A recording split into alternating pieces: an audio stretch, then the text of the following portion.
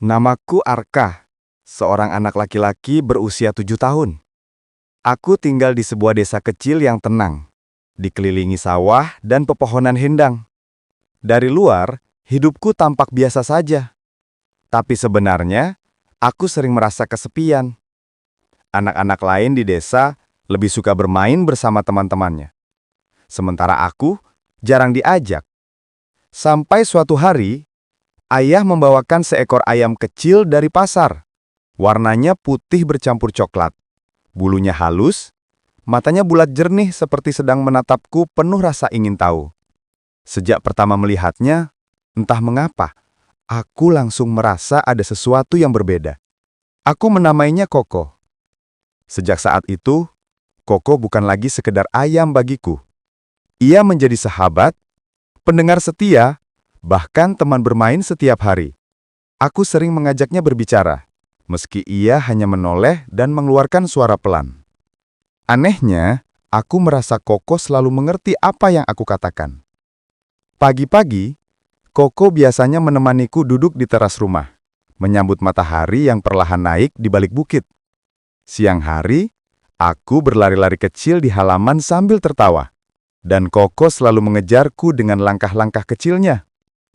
Malam hari, aku duduk di samping kandangnya, bercerita tentang segala hal. Tentang mimpiku, tentang sekolah, bahkan tentang kesepian yang tidak pernah aku katakan pada siapapun.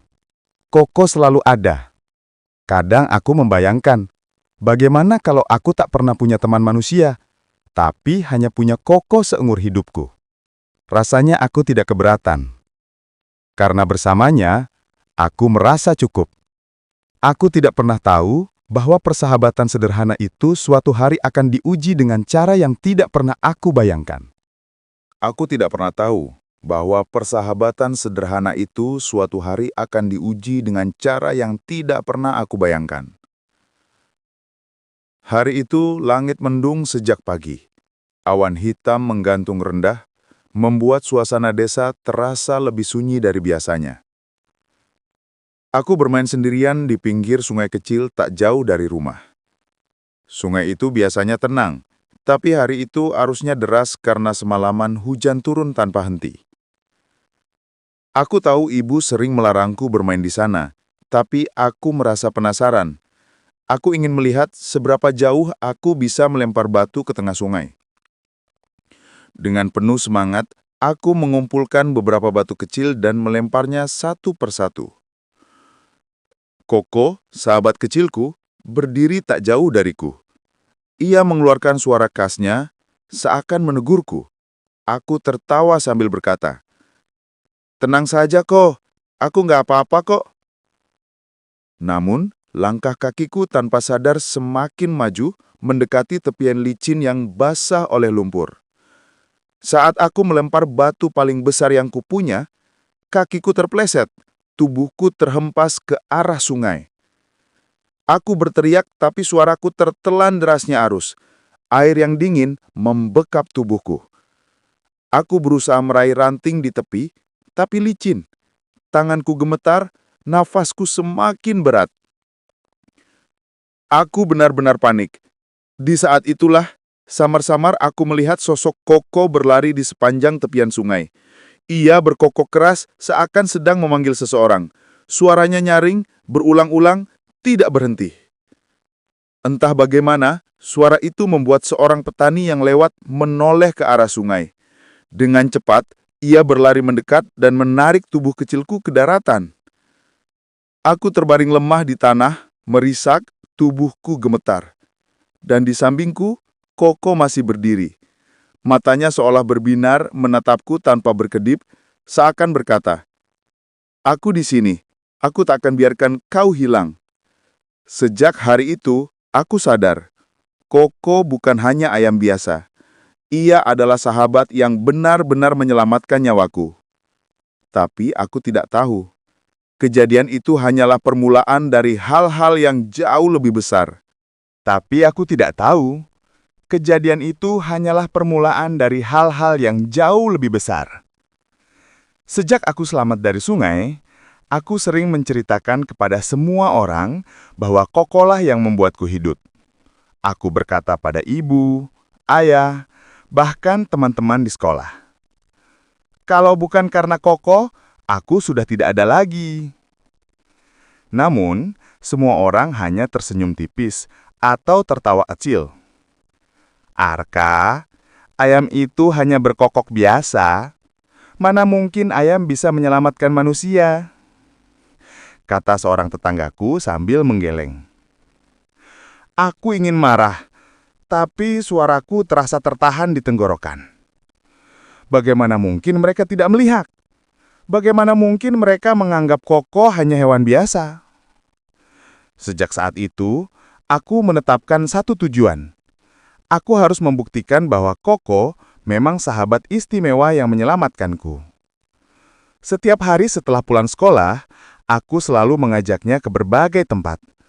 Aku ingin menunjukkan bahwa Koko bisa mengerti ucapanku, bahwa ia bisa merespons lebih dari sekedar insting. Aku bahkan memperlihatkan caraku berbicara padanya, dan bagaimana ia menoleh setiap kali aku memanggil namanya. Namun semakin aku berusaha, semakin orang-orang menertawakanku. Ada yang bilang aku terlalu kesepian. Ada yang bilang aku hanya berhayal. Sampai akhirnya ibu berkata dengan wajah cemas, Arka, jangan terlalu terikat pada ayam itu. Nanti kalau ayamnya hilang, kamu akan kecewa. Kalimat itu menusuk hatiku. Aku menatap Koko yang sedang berdiri di sampingku, matanya jernih seperti selalu.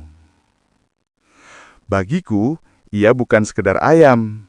Ia sahabat yang paling nyata dalam hidupku. Dan di lubuk hatiku, aku tahu, akan tiba saatnya di mana aku benar-benar harus bergantung sepenuhnya padanya. Saat di mana tidak ada seorang pun yang percaya, kecuali aku dan Koko. Aku tahu, akan tiba saatnya di mana aku benar-benar harus bergantung sepenuhnya padanya. Saat di mana tidak ada seorang pun yang percaya, kecuali aku dan Koko. Hari itu akhirnya datang. Langit sore mendadak berubah muram. Awan hitam tebal menutup cahaya matahari, membuat desa seolah tenggelam dalam bayangan. Angin bertiup kencang, membawa suara-suara aneh dari pepohonan bambu di belakang rumah. Aku baru saja pulang dari sekolah ketika menyadari rumahku sepi. Ayah pergi ke sawah, ibu ke rumah tetangga. Aku sendirian. Hanya ada Koko yang berlari kecil menyambutku di halaman. Seakan tahu aku butuh teman. Namun tak lama kemudian, angin semakin kencang dan suara gemuruh terdengar dari kejauhan.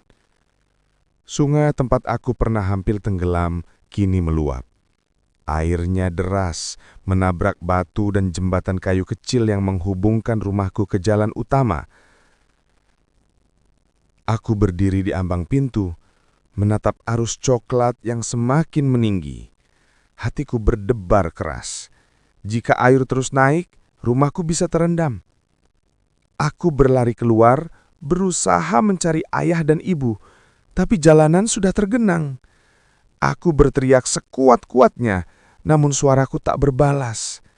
Hanya suara gemuruh air dan kokokan Koko yang lantang di belakangku. Aku mencoba berpikir jernih, tapi semakin lama, air semakin mendekat.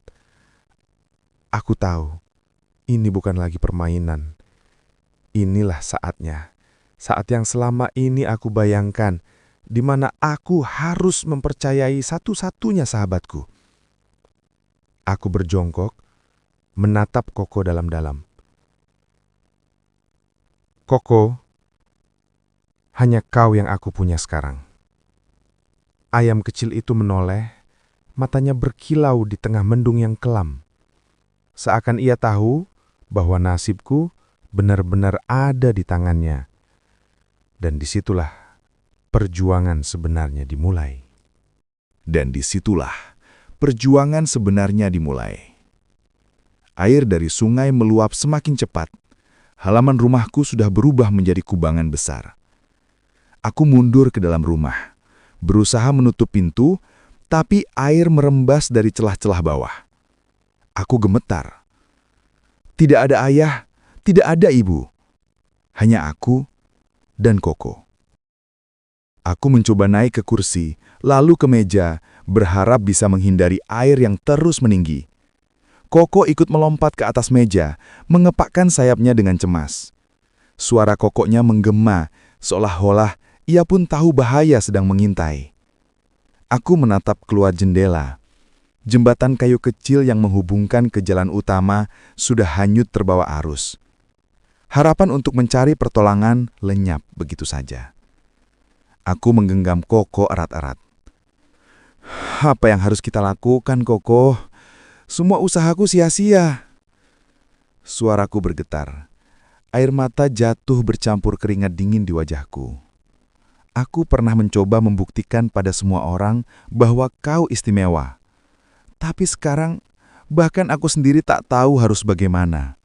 Semua jalan tertutup, semua usaha gagal. Namun saat pikiranku hampir menyerah, Koko menatapku tajam. Ia berkokok keras sekali. Sampai-sampai gema suaranya mengalahkan gemuruh air di luar.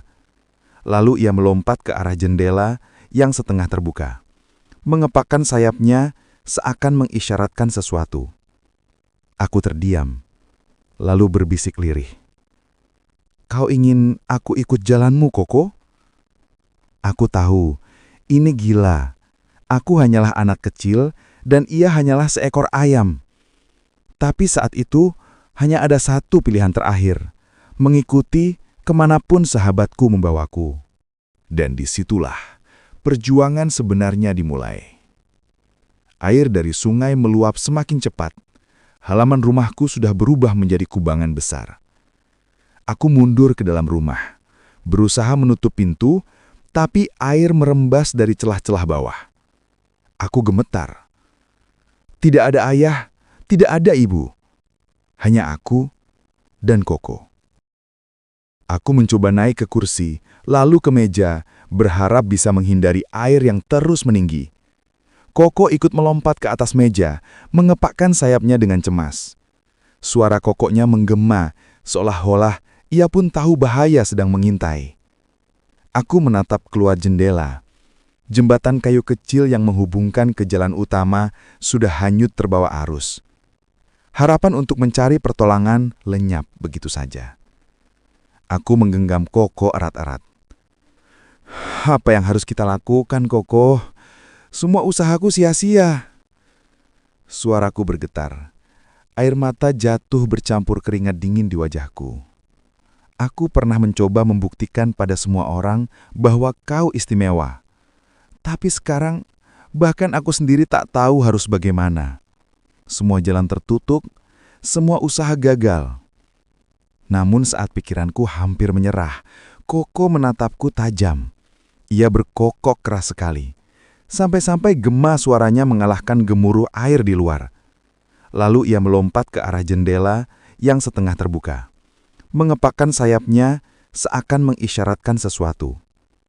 Aku terdiam, lalu berbisik lirih. Kau ingin aku ikut jalanmu, Koko? Aku tahu, ini gila. Aku hanyalah anak kecil dan ia hanyalah seekor ayam. Tapi saat itu hanya ada satu pilihan terakhir, mengikuti kemanapun sahabatku membawaku. Tapi saat itu hanya ada satu pilihan terakhir, mengikuti kemanapun sahabatku membawaku. Aku menarik napas panjang, meski dadaku terasa sesak oleh rasa takut. Dengan hati-hati, aku meraih Koko, lalu menjejalkan tubuh kecilku melalui jendela yang setengah terbuka. Air hampir mencapai pinggiran rumah, deras dan dingin, membuat kakiku gemetar. Koko melompat duluan, mengepakkan sayapnya, lalu berdiri di papan kayu yang hanyut terbawa arus. Aku menatapnya, tak percaya. Seolah papan itu memang sengaja datang ke arahku, tepat di saat aku kehabisan cara. Apa ini? Koko, kau yang menuntunku? Gumamku setengah berbisik. Dengan sisa tenaga, aku naik ke atas papan itu dan Koko berdiri di ujungnya, berkokok nyaring seakan berkata, "Pegang erat Arka, kita bisa keluar dari sini." Arus membawa kami semakin jauh dari rumah. Aku memeluk papan itu erat-erat, mataku menatap Koko yang tak bergeming meski bulunya basah oleh percikan air. Ia terus berkokok, memberi semangat di tengah derasnya aliran sungai. Aku tidak tahu bagaimana caranya papan itu tetap stabil, atau mengapa kami tidak terbalik terseret pusaran. Yang aku tahu hanyalah satu. Aku masih hidup karena Koko ada bersamaku. Namun saat arus mulai melambat dan aku melihat tepian yang lebih tinggi, papan itu tiba-tiba tersangkut batang pohon. Aku berhasil meraih tanah dengan tubuh gemetar, menarik diriku ke daratan yang aman. Aku menoleh ke belakang. Koko masih berdiri di papan itu. "Koko, cepat ikut aku!" seruku, mengulurkan tangan kecilku. Tapi saat aku mendekat, papan itu kembali terhanyut deras, terbawa arus yang memisahkannya dariku. "Koko!" Jeritku sekuat tenaga. Suaraku pecah, bercampur tangis yang tak tertahankan. Aku berlari di sepanjang tepian, tapi arus sungai lebih cepat. Dalam hitungan detik, sosok ketil bersayap itu perlahan menghilang dari pandangan. Aku jatuh berlutut, menangis, memanggil namanya berulang kali. Namun hanya suara gemuruh air yang menjawab. Dan disitulah aku sadar. Sahabat kecilku benar-benar telah pergi.